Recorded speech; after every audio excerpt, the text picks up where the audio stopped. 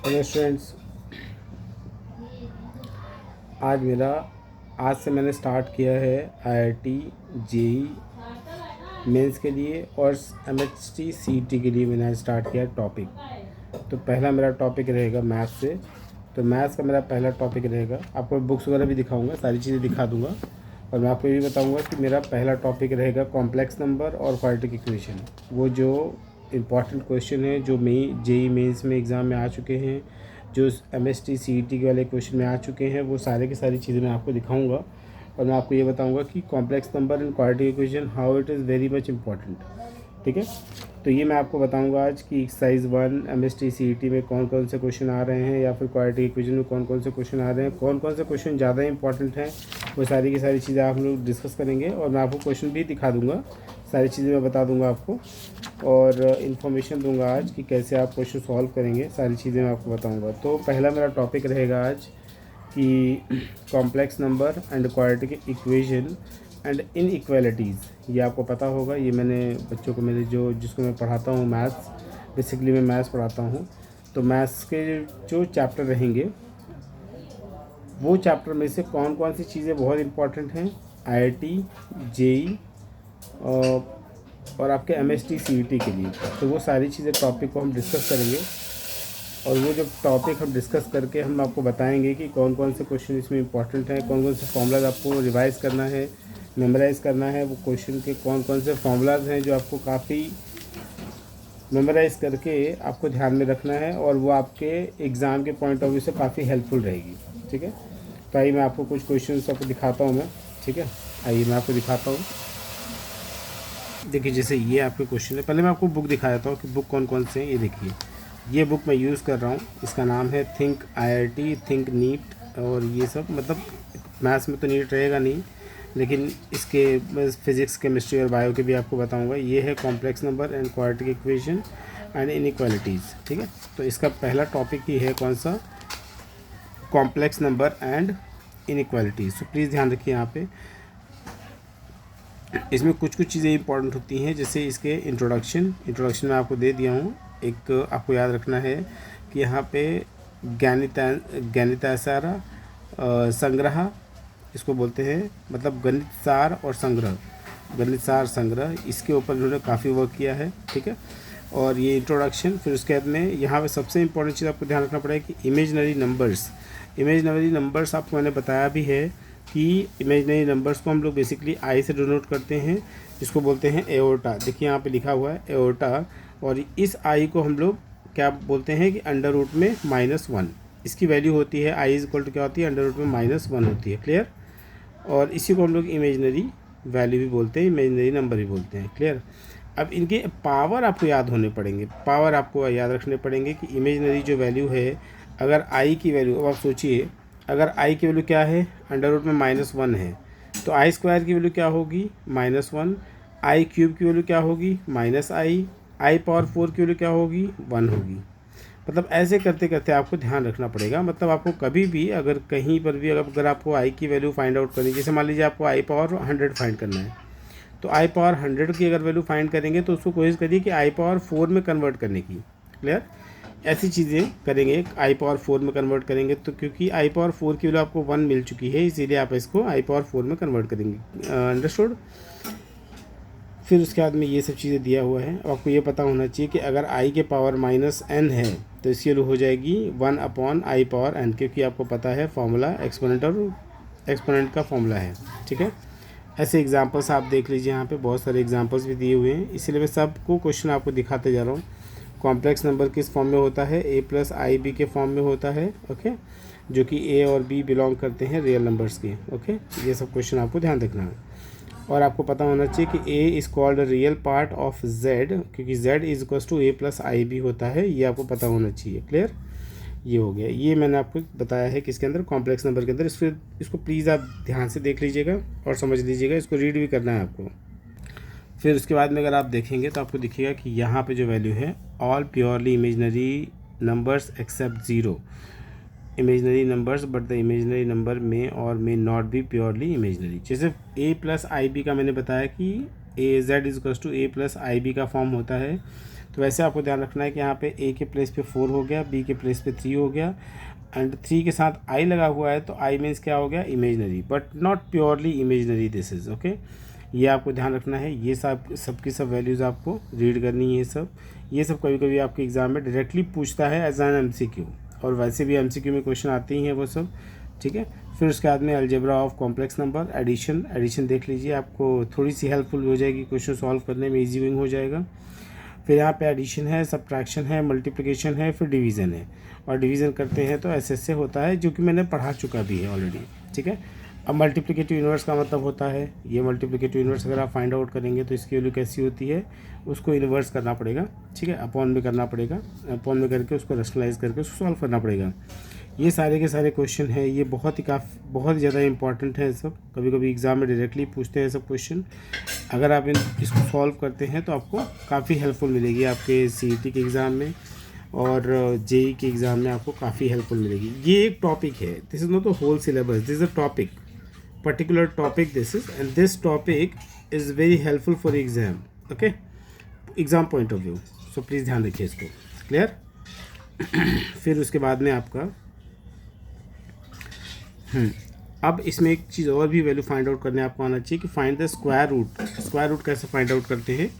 तो अगर आपको स्क्वायर रूट फाइंड आउट करने इसमें आना ही चाहिए। देखो यहाँ बोला find the square root, right, find the square root के लिए भी बहुत ईजी फॉर्मूला मैंने बताया है बच्चों को, लेकिन अगर आप इस तरीके से भी सॉल्व करेंगे तो भी आपकी वैल्यू ऐसे मिल जाएगी। प्लीज़ ध्यान रखिए, फाइंड द स्क्वायर रूट का फॉर्मूला सिंपली होता है कि पहले आप x + iy रखेंगे अंडर रूट में, वो वैल्यू जो आपको स्क्वायर रूट फाइंड आउट करना रहेगा, एंड देन आफ्टर क्या करेंगे, इन दोनों को स्क्वायरिंग ऑन बोथ साइड करेंगे, मतलब taking squaring on both side करेंगे, तो x + जो iy होगा, या फिर आप a + by भी ले सकते हैं, तो ये दोनों की वैल्यू स्क्वायर हो जाएगी।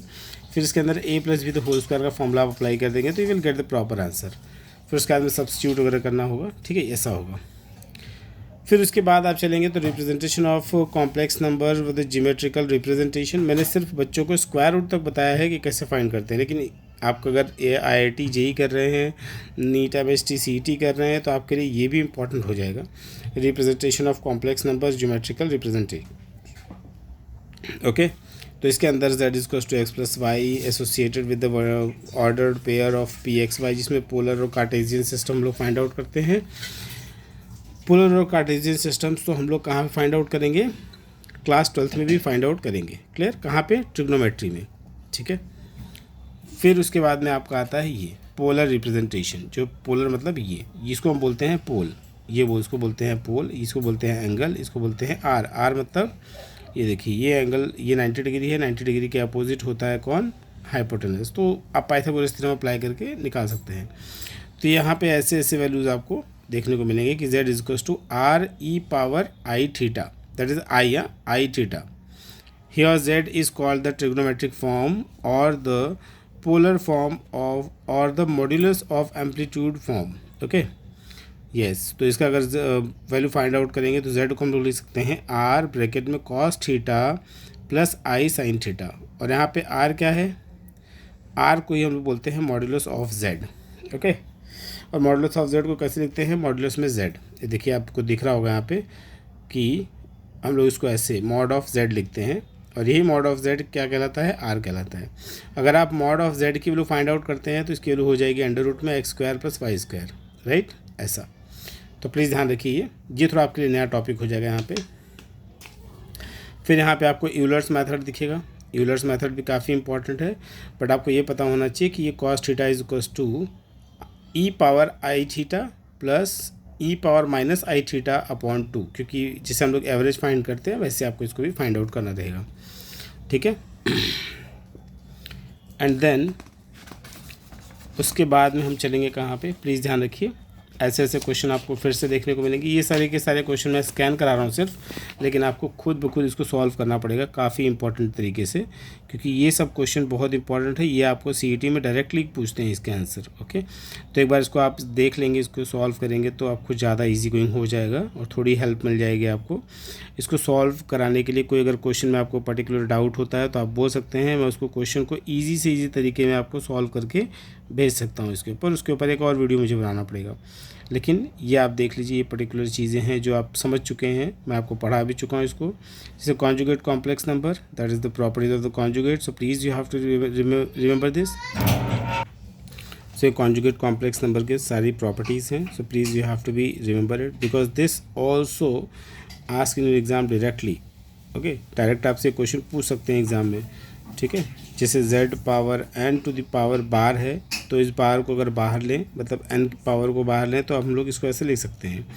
ये सब चीज़ें हैं जो काफ़ी आपके लिए इंपॉर्टेंट हैं। और मॉडुलस के लिए मैंने आपको बता ही दिया कि मॉडुलस का मतलब हो गया कि mod of z is equal to √x² + y² this way. Okay, yes.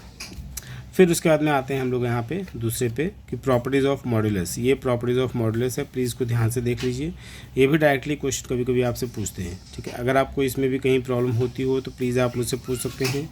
ये आपका सॉल्व एग्जाम्पल है, सॉल्व एग्जाम्पल देख लीजिए। ये सब काफ़ी इंपॉर्टेंट क्वेश्चन हैं सब। ये सब कभी कभी डायरेक्टली आपसे क्वेश्चन पूछते हैं, लेकिन मैं आपको वो भी क्वेश्चन दिखाऊँगा जो एग्ज़ाम में क्वेश्चन आपके आ चुके हैं। ओके, तो फ़िलहाल तो आप ये देख लीजिए कि ये काफ़ी इंपॉर्टेंट हैं। ये सब क्वेश्चन काफ़ी इंपॉर्टेंट है। आर्गूमेंट और एम्पलीट्यूड ऑफ z, तो इसको कैसे आप फाइंड करेंगे। tan इनवर्स ऑफ y/x होता है, ये आपको ध्यान रखना है, ठीक है। यस, यहाँ पे देख लीजिए आप, ये आपको सारी की सारी वैल्यूज़ दी हुई हैं। ये सब बहुत ही इजी क्वेश्चन है यहाँ पे, पर थोड़ा सा आपको कॉन्सेंट्रेट रख करके इसको सॉल्व करना पड़ेगा, और बाकी बहुत सारी चीज़ें इसके अंदर ईजी हैं। यहाँ पे आप देखेंगे, यहाँ पे प्रॉपर्टीज़ ऑफ आर्गूमेंट, मैं सिर्फ प्रॉपर्टीज़ आपको दिखा रहा हूँ।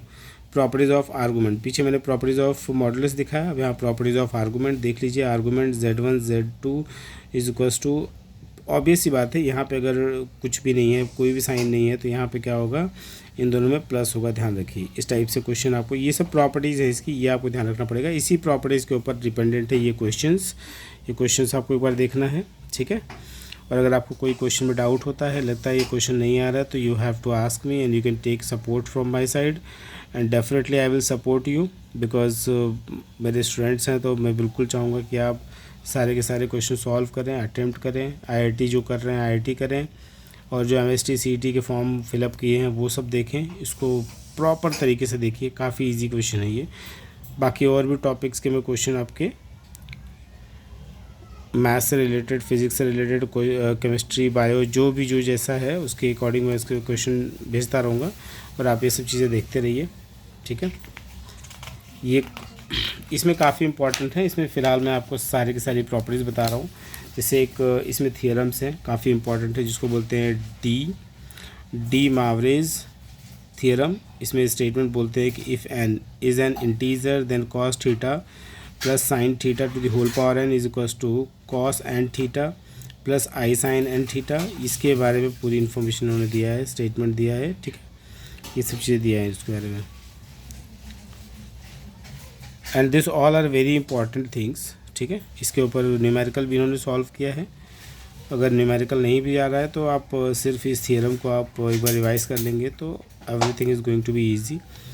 और एक चीज़ आपको और मुझे बतानी है कि ये क्यूब रूट ऑफ यूनिटी का जो फॉर्मूला है ये काफ़ी इंपॉर्टेंट है, यहाँ पे आप देख लीजिए, ठीक है। ये कभी कभी डायरेक्टली क्वेश्चन आपसे पूछते हैं, ये देखिए यहाँ पे, ठीक है। हाँ, यस, ये वाली यूनिटी वाला फॉर्मूला, ये यूनिटी वाले क्वेश्चंस काफ़ी आते भी हैं एग्ज़ाम में, ठीक है। Yes, find the value of omega power. देखिए ओमेगा पावर क्या है, 192 प्लस ओमेगा पावर 194, तो इसको आप कैसे सॉल्व करेंगे, काफ़ी इजी है सब, ठीक है। इसको आपको देखना है एक बार, ठीक है। ये सब क्वेश्चन आप देख लीजिए। nth रूट ऑफ यूनिटी, ये कैसे फाइंड आउट करेंगे, इसलिए मैं आपको पूरा प्रॉपर दिखा रहा हूँ। अगर आपको कहीं लग रहा हो कि ये डाउट हो रहा है, नहीं समझ में आ रहा है, तो आप मुझसे पूछ सकते हैं।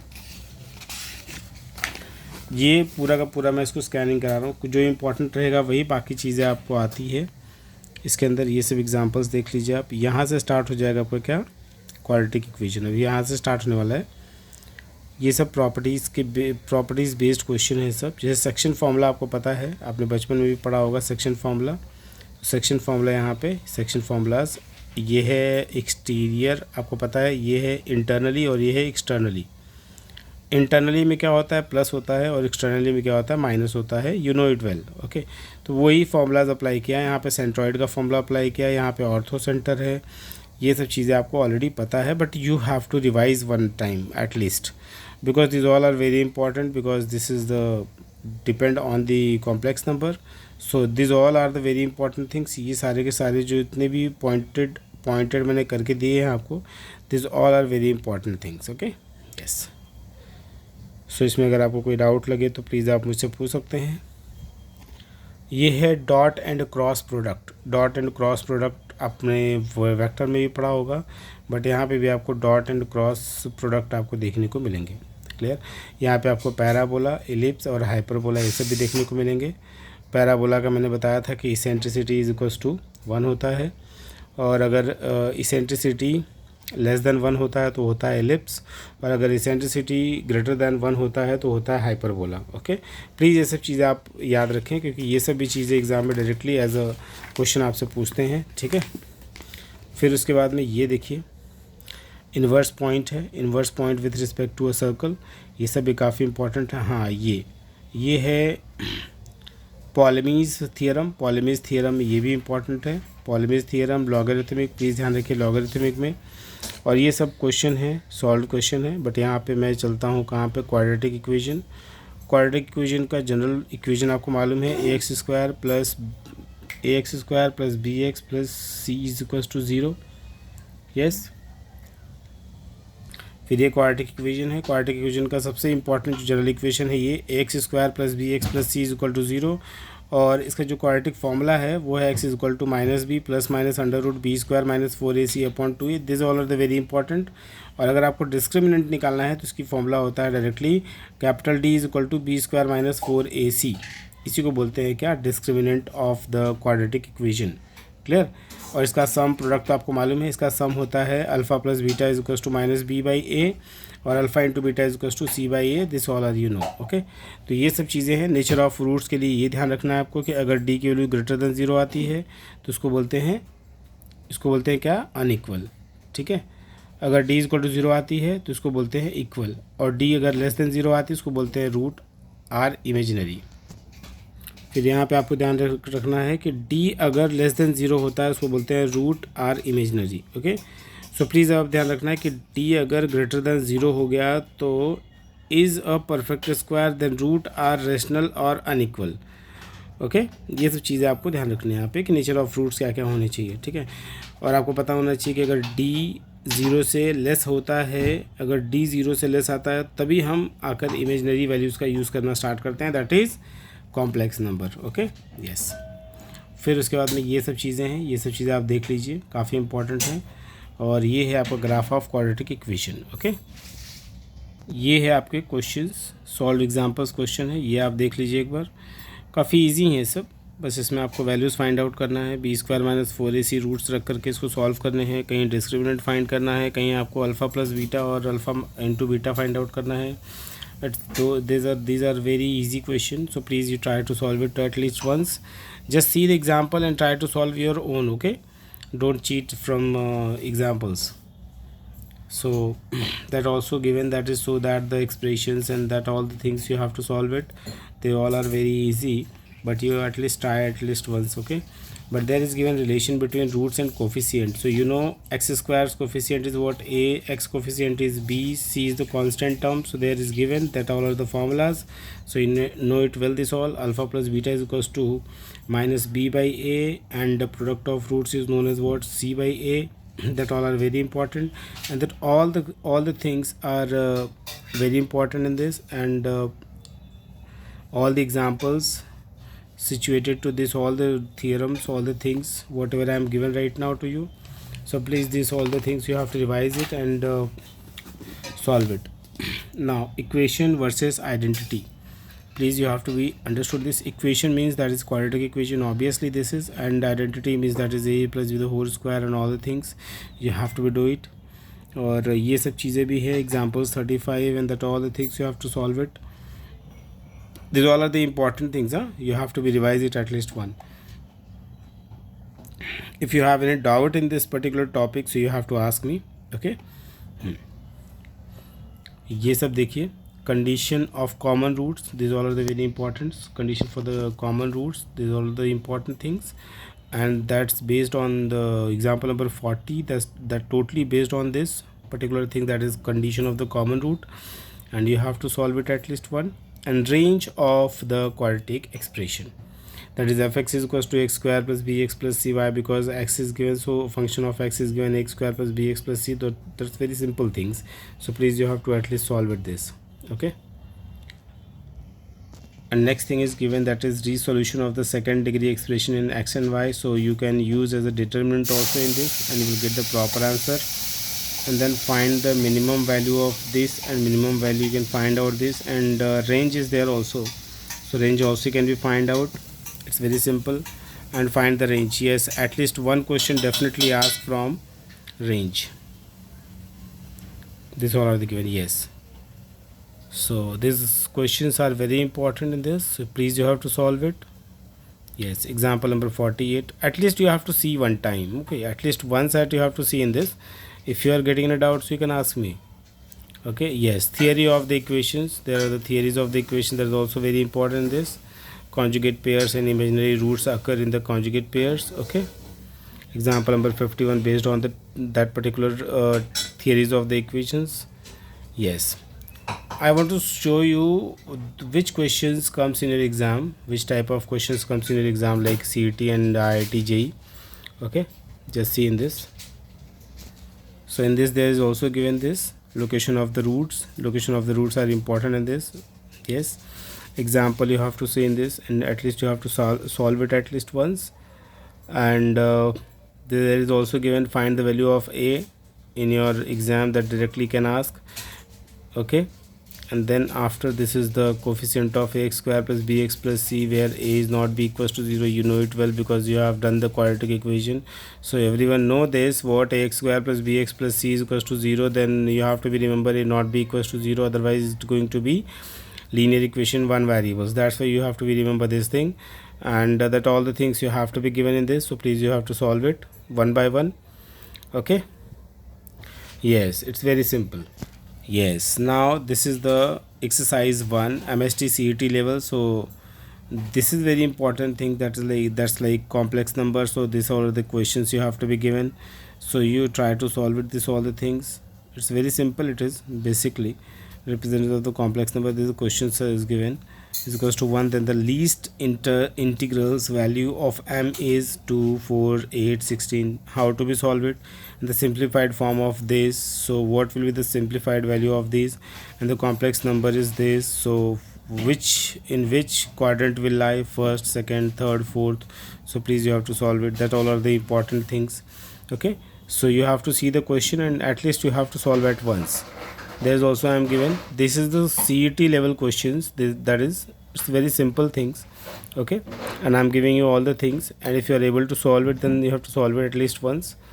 Yeah, this is De Moivre's theorems and root of unity. Yeah, you have to see this. These all are the based on the MST CET questions type. Okay, that all are the very important things. Yeah, this is, yes, these questions you have to be solve it. Okay, these questions are very important. If anyone if anyone want to solve these things, so you have to solve it. If anyone getting as doubt, yes sir, this questions I am having doubt particular, so you have to send me on my WhatsApp or you can comment also, then definitely I will solve that particular question. I will send you, and I will make it once again that particular questions video, and then I will send you. Okay, but you try at least once, you have to solve it, and one by one topic I will send each and everything on my YouTube channel, and you have to be see that. This is for the MST CET and JEE advance also. Okay, JEE mains, sorry, JEE mains, not advance after mains. Okay, yes, firstly you have to do JEE mains, then after you have to do the JEE advance. JEE advance totally on the written work, and mains only for the MCQ type question. These all are the very important question, you have to solve it at once. Okay, yes, and this also, these all are the based on the JEE that was totally dependent on the what, JEE, sorry, CET, and this is for the exercise 2 for the JEE main level. Okay, so these all are the questions depending on the JEE main level question. Those students are preparing for JEE main, So they are able to solve this type of question, then they will feel as a good thing. Okay, these all of the questions are depending on the JEE main level. Okay, yes, you can see this is also same thing, JEE main level. Okay, yes, these all are the questions are totally depend on the properties also. Remember this thing, it also depend on the properties level basically. If you have done at once properties now, then you are able to solve that type of questions. Understood? Yes. Again, this is also for the JEE main. Okay, so JEE main level exams point of view, this is very important things. If you are able to solve, then you have to solve it. And if anyone getting doubt, yes sir, I'm having particular question doubt and I'm not getting how to solve it and how to easily I will get it, so I will tell you how to solve it easy. Yes, this is MST CET complex number previous year. This was the previous year question, huh? Please remember, this was the questions was came in your exam. Okay, so you have to be do it. Listen, 2021, 2021, 2021 and 2021, this type of questions means 4 questions was there in your CET exam. And in this also you have to see from complex number MST CET 2022 also there. Okay, so you have to be remember this thing in 2022, just see in this.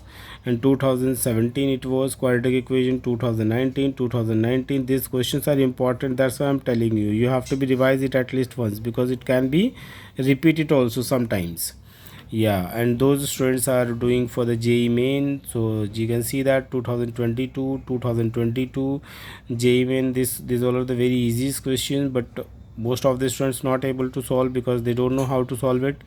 And JEE main 2022, JEE main 2022, you can see that I'm just showing you, and you can check it also from the question paper, those having the question paper now, so that students particularly you can check it also. Yeah, 2022 it came or not. Okay, JEE Mains 2022, yes, you can solve it and you can be see that from question paper also. Yes, and then after this one, JEE Main 2022, JEE Main 2022, these are the very important questions. Yes, it comes in your exam, just you can see how many questions came in your exam. Okay, 2022, 2022, oh my god, lots of questions has came for the 2022, you can see in this. Okay, so you have to solve it this all the questions 2022, 2022, 2022, you can see that lots of the questions came in your exam from only this topic. Rest topic I'm not discussing right now, only about the complex number I'm telling you. Just you have to see that 2022 lots of questions came in your exam. And at last, if any students, if any students was able to solve, means will be able to solve, then they can check your answer also. This is the answer for the exercise 1 MST CET level, these are the questions answer. Okay, and this for the JEE main levels questions answer. So and exercise questions answer, you can see that. And previous year whatever I am given, I am just shown you. So previous years MST CET and JEE mains questions answer, so you have to solve it. And again, if you are getting doubt after looking on your answer, so you have to ask me. Okay, thank you, bye bye, Jai Hind, good night.